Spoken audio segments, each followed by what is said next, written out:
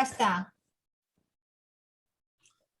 Muy bien, pues vamos a comenzar la primera sesión de Racializing Africans in Spain y el primer ponente va a ser el profesor José María Persange, que es profesor en Lakeland University y su investigación se centra desde una perspectiva interdisciplinaria en temas de raza, etnia, inmigración, diáspora, frontera, etnolingüística, ontology y afrohispanismo bajo la lente de los estudios de blanquitud.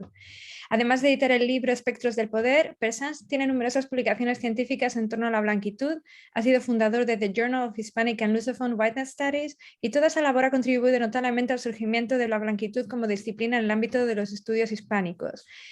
Y bueno, cabe mencionar también recientemente la publicación junto a Yolanda Iselá, el Special Issue Multiculturalismo y Gestión de la Diversidad del siglo XXI en Procesos Históricos. Su conferencia de hoy se titula Retórica racial en blanco y negro, hispanotropicalismo y blancura situacional en Guinea Ecuatorial a través de Misión Blanca. Muchas gracias. Bueno, muchas gracias. Voy a retirarme los cascos porque no oigo muy bien, no quiero estar dando voces. Estoy compartiendo la segunda pantalla, no sé si la ven. Sí. Sí, a lo mejor se ve un poco enorme. Bueno, esta es la película y para acotar el tiempo, esta vez yo tiendo a ser expansivo. En esta ocasión voy a leer fragmentos, así Yolanda no me mata. Voy a partir, es una presentación así de muy andar por casa, ¿no? Entonces voy a comentar un poco en principio las bases del hispanotropicalismo para luego ver algunos ejemplos y hablar de la película en sí. Nerin y Abad hablan de este hispanotropicalismo que surge en, digamos, la época franquista y habla de una fundición de tres ideologías coloniales, como son la hispanidad, el luso-tropicalismo y el regeneracionismo, ¿no?, de Joaquín Costa y los africanistas del siglo XIX. Martín Márquez, sin embargo, señala que esta idea hispanotropicalista realmente se puede señalar o se puede trazar hasta por lo menos el siglo anterior, dado el catolicismo del catolicismo que da esperanzas, por así decirlo, a las almas, ¿no? Trata a todas las almas, las blancas y las negras, de la misma forma. Ambos pueden tener razón en el armazón abstracto, en el armazón discursivo que plantean. Sin embargo, en la práctica, pues una cosa es el discurso y otra es la práctica. Y en la práctica yo lo que veo, por el contexto en el que se desempeña este concepto del hispanotropicalismo, tomándolo de Oliveira Salazar, el franquismo lo que hace es imitar lo que están haciendo en el país vecino, pues básicamente cambiando el estatus de colonia a provincia de ultramar, y por tanto el hispanotropicalismo es en esencia un discurso de antidescolonización. También es interesante hablar de un giro en la concepción del mestizaje. El artículo 5, según Ríos y Pelissier, entre otros, apuntan cómo permitía la expulsión de los que eran colonos indeseables, ¿no? Y esto era aplicado, pues básicamente a las personas que querían cohabitar con africanas. En este caso, la inmigración, por así decirlo, hacia África de mujeres fue muy escasa, como vimos, como sabemos. El concepto a través del cual yo creo que se aplica esto del hispanotropicalismo de forma real en la representación, sobre todo cultural, y en lo que es en lo que es el armazón ideológico, se debe a una blancura situacional. Esto es lo que yo comento, es un excepcionalismo diferencial del español. También luego posteriormente se verá en otros tipos de blancura, basado en prácticas culturales orientalistas de asimilación táctica, es decir, hay una instrumentalización de la blanquitud mediante la cual se subsume la experiencia del negro a los márgenes de la blancura española. Esto enmarcaría la blancura española como una estrategia maleable de adherencia histórica, instrumento cultural de dominación e ideológica de desplazamiento frente a modelos europeos, por ejemplo, el inglés o el francés, que marcan una exclusión mucho más rígida. Esta blancura situacional es como veremos, un residuo, supone un residuo colonial de excepcionalismo español, y su blancura situacional se caracteriza por desdoblarse en dos puntos de vista contrapuestos, ¿no? Es decir, tiene la capacidad de presentar los dos lados del discurso de manera que neutraliza cualquier disidencia. Por todo ello, el resultante es una totalización de la experiencia negra ejercida por una blancura situacional imperial española que prueba una dislocación espacial y temporal de la negritud resultante en una desintegración del sujeto nacional africano. Esas son las bases sobre las que transitaremos, o los dos conceptos básicos. Un poquito sobre el contexto de esta película es que se filma en 1946, es un melodrama misional y supone, pues, como sabemos, cine propagandístico, religioso. Esto supone un giro con respecto a otros modelos fílmicos imperiales y de reconstrucción histórica. Es un cine de refundación ideológica que sigue los pasos del nazismo alemán y el fascismo italiano en la propaganda.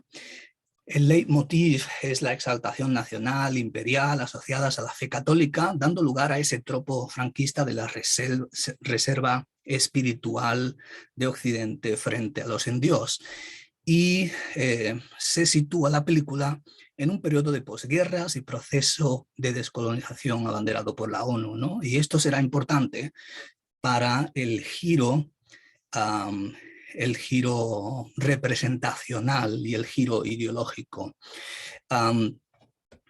Entonces, tras el desastre del 98 y la catástrofe de la guerra civil, la España franquista se embarca en un proceso refundacional, como ya mencioné, de reafirmación ideológica, legitimación política y reconstrucción cultural del sujeto nacional. Para ello se funda el Departamento Nacional de Cinematografía en 1938, con ello siguiendo los pasos de la propaganda alemana e italiana respecto de la industria cinematográfica que ya fuera mencionada. Hay muchas películas y hay tres ramas que se presentan. Una es la castrense, otra es la religiosa y otra es la histórica, ¿no? La colonial también dentro de esa vertiente. Hay películas como La Fe, El beso de Judas, La guerra de Dios, etcétera, ¿no? Hay muchas propuestas en este sentido. La película Misión Blanca argumentalmente comienza con la llegada de Padre Mauricio a Guinea, a quien Padre Urcola, un personaje narrador, le cuenta la historia de Brisco, ¿no? En un flashback, y del padre Javier. Luego veremos que tienen una relación padre-hijo, ¿no? Paterno-filial. Dicha historia se revela como un drama familiar, pues Brisco, descrito como un colono explotador sin escrúpulos, resulta ser el progenitor. Este último, junto a la encomienda evangelizadora de los guineanos, viene a Guinea con una misión de revelarle que su padre sigue vivo y así poder redimir los errores del pasado ante el Altísimo. Orduña se sirve de una historia de contrastes como hilo conductor para manifestar la tensión de subyugación colonial entre la realidad guineana y el imaginario imperial peninsular. Orduña aprovecha la tensión racial para rellenar el vacío entre la realidad colonial y la imaginación española. Entonces, Misión Blanca dispone una estructura de dos polos opuestos que contraponen la leyenda negra de la brutalidad del viejo mundo, del modelo en las Américas, encarnada por Briscoe, a las amables prácticas de un colonialismo franquista en África, personificadas por el padre Javier, mediante este antagonismo estructural que fragmenta la españolidad en dos modelos de blancura contrapuestos. Briscoe se ocupa de problematizar el encuentro con el negro, expresando una jerarquización rígida basada en la raza, mientras que, por el contrario, el padre Javier se encarga de ilustrar una relación idílica con los africanos guineanos, enseñando al espectador otro modelo de tratamiento racial. Dicha polarización presenta a la blancura española con dos miradas que se sitúan a un lado y al otro, como colonizador y colonizado, usurpando o orientalizando y totalizando la experiencia del negro.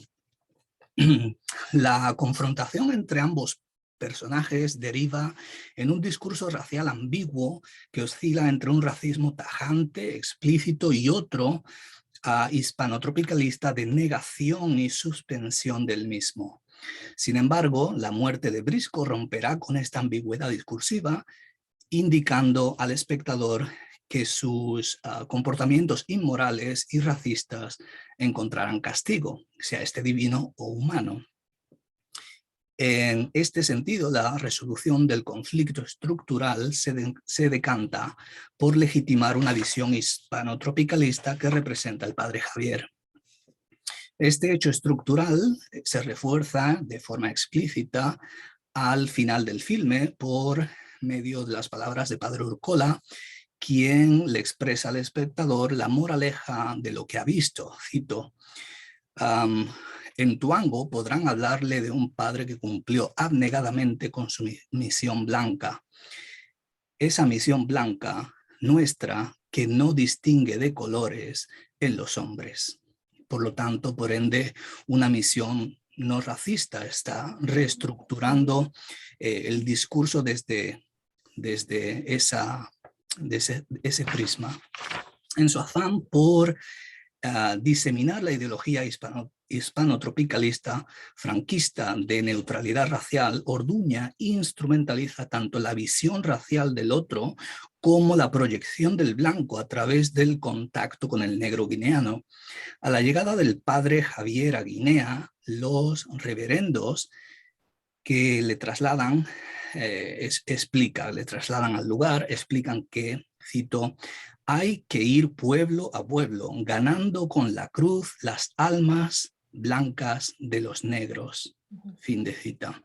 Ante esto, el padre Javier responde con una frase aparentemente de ecumenidad, cito: y a veces las almas negras de los hombres blancos. Como vemos, está presentando una contrapartida, situándose continuamente en ambos lados del discurso, está siempre contraponiendo una visión alternativa. Orduña resalta en Misión Blanca una mixtura conceptual entre raza y alma, biológica o biología y religión. Se tiene por objeto distanciarse de la rigidez clásica de la superioridad de colonizador-colonizado y de esa dicotomía frente a la inferioridad de un salvaje. Veo que me quedan unos 3-4 minutos, no quiero pasarme. Esta exploración instrumental hispanotropicalista deliberada del tratamiento de la diferencia racial no es caso aislado. Por el contrario, la estrategia de ruptura del eje blanco civilizado, negro salvaje es un tropo recurrente en el filme. En este otro momento, la subversión de roles entre civilizador y civilizado se expresa de manera literal, con expresión de una blancura situacional. El padre Urcola afirma que sobre sus 80 años de experiencia en Guinea Ecuatorial, cito: África se porta bien conmigo y los negros me parecen a veces más civilizados que los blancos. Como ya ocurriera en el ejemplo anterior, Orduña relativiza dicha afirmación diciendo que el carácter blanco es así a veces. Estos usos raciales explícitos y deliberados son pues, estrategias de dominación, básicamente. Entonces, para ir acabando, para transmitir esta experiencia sobre el peligro del ébano, que es otro de los tropos que se va repitiendo, Orduña no incluye a ningún personaje de mujer blanco o blanca en las escenas de Guinea y problematiza abiertamente el deseo de Brisco por una guineana, Souka. El discurso imperial, por tanto, hispano-tropicalista, es en realidad una ideología para moralizar en la blancura mediante la incorporación jerarquizada de la otredad. Tenía un poco más, pero voy a leer la última parte. Entonces, la flexibilización de la relación entre colonizador y colonizado se presenta al espectador como un modelo de regulación social aceptado, desbordando su blancura para ideologizarla desde ambos lados del discurso colonial. Tenía algo más, pero no quiero pasarme el tiempo, no sé cómo voy, Diana. 2 minutos. ¿Cómo? 2 minutos. 2 minutos. Bueno, pues entonces lo que hago, no voy a regresar sobre esto, sino lo que voy a poner es una escena aquí que dura exactamente 1 minuto y medio, algo así, ¿no? Es una escena donde realmente podría moralizarse desde esa blancura, enseñando al espectador casi documentalmente lo que es África.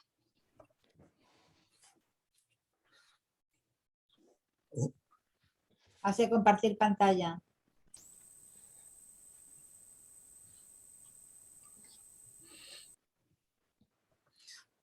¿No hay audio? No se oye nada y si no compartes pantalla... Oh, correcto.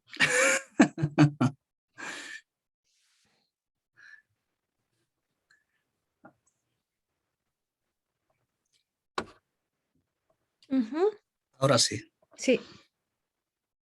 ¿Audio? No. ¿No tiene audio?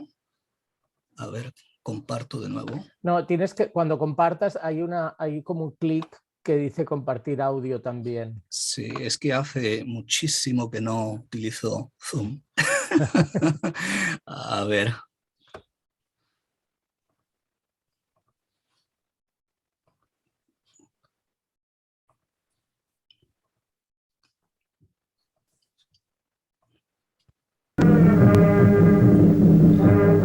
Ahora sí. Debe ser del padre para no dejarse coger en nada. Siempre tuvo coartadas para... Siga contando.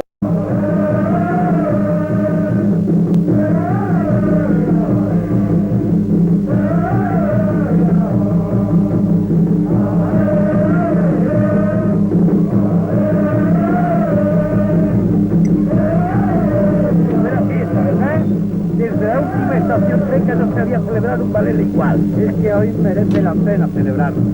El hipopótamo que cazaron debió pesar más de 75 arrobas. Habrá comida para todo el poblado. Yo desde luego les cedo mi parte. Intentaría probarlo, pero ya saben que no puedo con ese detestable gusto de comérselo en putrefacción. Pero todavía, al cabo de tantos años. Sí, señor. A estas comidas es a lo único que no he podido acostumbrarme. Padre, sí. ¿Quién te la dio? Padre de Misión de Bimbo. Debe ser del padre Daniel. ¿Qué le pasará al padre Daniel? Hay que ver lo que escribe este hombre. ¿Ocurre algo? Yo qué sé, si no he traído las gafas. ¿Quiere usted que lo lea? Será mejor. El padre Daniel escribe tan pequeño que ni con gafas entiendo su letra. ¿Pero qué dice? ¿Hay malas noticias? No, todo lo contrario. Está a punto de llegar a Santa Isabel. ¿Quién está a punto de llegar? El nuevo misionero. ¿Así? Pues no comprendo su alegría porque no hace ninguna falta. Podría haberle destinado a otro sitio. Por Dios, padre Urcola, que voy a tener que creerme lo que se dice de usted. ¿Qué se dice de mí? Que tengo muy mal genio. Exactamente. Pues es verdad. Y contéstele al que se lo diga, que gracias a mi genio me basta y me sobra para darle caquetes a los miembros de 10 tribus y para tener a raya 30 cucumanes si se ponen tontos. Por eso no necesito más. ¿Por tú qué esperas? ¿Se puede saber? Yo, padrecito. Ya. Un caramelo, ¿verdad? Toma, gástalo un poco. Y cuando te canses me lo devuelves. Gracias, padrecito, gracias. Tú te lo cansás. Tómatelo todo. Gracias, padrecito. ¿Qué más dice el padre Daniel? Bueno, yo creo que se evidencia, ¿no?, esta parte documental y cómo se va moralizando y enseñando lo que es África, ¿no? Un poco, además de esa infantilización del africano, ¿no?, tratado como, pues, literalmente como niños, ¿no? Así que bueno, voy a parar ahí. Luego, si queréis, podemos expandir algunos conceptos en turno de preguntas. Voy a tratar de dejar de compartir esto.